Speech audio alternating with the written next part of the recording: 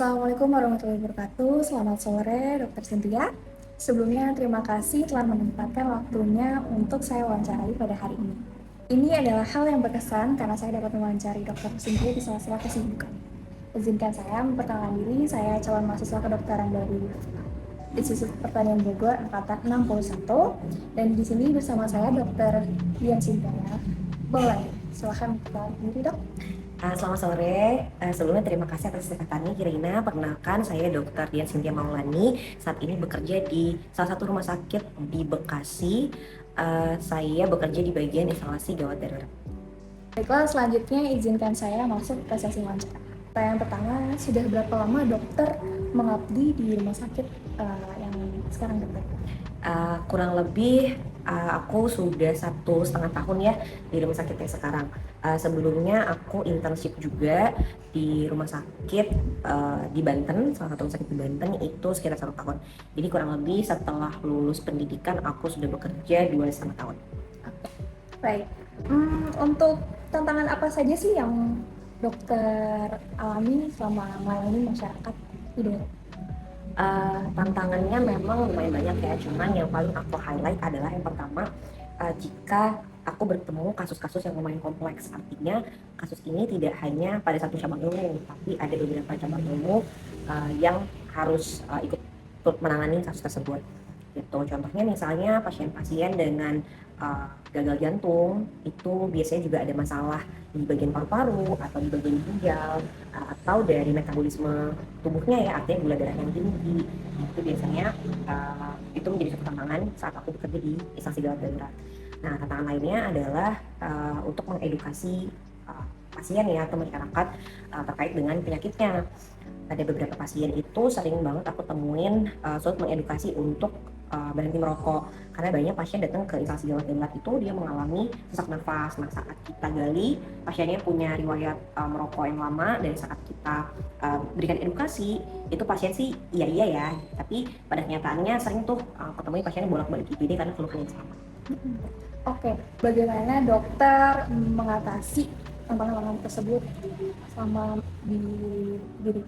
Yang pertama tentunya untuk tadi tantangan pertama ya, untuk menghadapi pasien-pasien dengan kasus yang kompleks atau yang berat, itu aku akan mendiskusikannya dengan dokter spesialis ya. Artinya jika ada beberapa cabang ilmu yang memang harus ditangani, itu aku akan diskusikan ke spesialis-spesialis tersebut gitu. Aku akan mendiskusikan terkait yang pertama tata laksana pasiennya, pencegahan untuk penyakitnya mengalami perburukan ya gitu, karena dijadikan juga tata laksana yang harus kita lakukan tuh harus cepat gitu, karena pasien dalam kondisi yang gawat darurat kan. Jadi sebisa mungkin aku langsung menghubungi di dokter spesialis itu. Yang kedua sih untuk menangani masalah edukasi ya, tentunya aku biasanya itu menggunakan gambar-gambar atau contoh-contoh kasus pasien-pasien yang mengalami perburukan yang sampai harus dirawat ruang intensif gitu. Nah, biasanya sih itu mempan ya untuk mengedukasi pasien untuk memperbaiki pola hidup gitu sih. Saya ingin menanyakan bagaimana sih tingkat kesadaran dari pasien terhadap pentingnya kesehatan? Kalau yang aku lihat ya, saat tren yang sekarang ini sedang terjadi di masyarakat, tingkat kesadaran masyarakat terhadap pentingnya menjaga kebugaran tubuh gitu ya, untuk olahraga sih sudah mulai meningkat. Contohnya sekarang banyak nih lagi musim ya, orang ikut ke gym, terus ikut lari, ikut jogging, maraton gitu, itu suatu hal yang baik menurut aku. Nah, namun yang aku perhatikan juga di masyarakat kita ini masih kurang tingkat kesadaran terkait apa yang dikonsumsi sehari-hari. Contohnya, memang mereka berolahraga, tapi sering banget aku lihat masyarakat tuh susah lepas dari namanya nikotin. Artinya masih merokok, terus masyarakat juga sering tuh masih minum minuman manis ya, kayak kopi susu atau soda bahkan gitu. Terus sering banget aku temuin juga masyarakat yang sering konsumsi zat alkohol gitu, dimana itu kan kalau dikonsumsi dalam jangka waktu yang panjang juga akan menimbulkan suatu masalah kesehatan. Oke, berarti program kesehatan atau pola kehidupan apa sih yang dokter rasa paling efektif disarankan untuk masyarakat? Untuk masyarakat ya, yang paling aku sarankan sih saat ini adalah benar-benar menjaga apa yang masuk ke dalam tubuh. Artinya makanan dan minuman yang kita konsumsi sehari-hari juga harus diperhatikan gitu.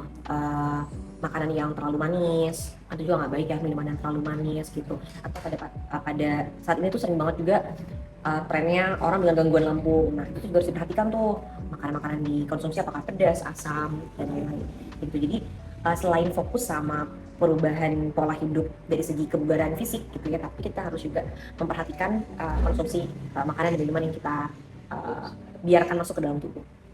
Kalau dari aku sih, yang pertama itu yang harus kita perhatikan, yang kedua ya mulai aktivitas fisik tuh dirutinkan ya. Itu kan sekarang tuh kalau misalnya nanti Kirina bisa cari di Google tuh kita lagi sedentary life. Ya, jadi duduk terus mager ya, mager tuh menjadi suatu hal yang sering banget kita dapatkan di anak-anak muda. Harusnya kan anak-anak muda itu aktif berkegiatan, aktif berolahraga gitu ya. Kalau misalnya memang jarang olahraga, mulailah dari olahraga yang intensitasnya ringan, jalan kaki, bersepeda, jogging, berenang. Oke.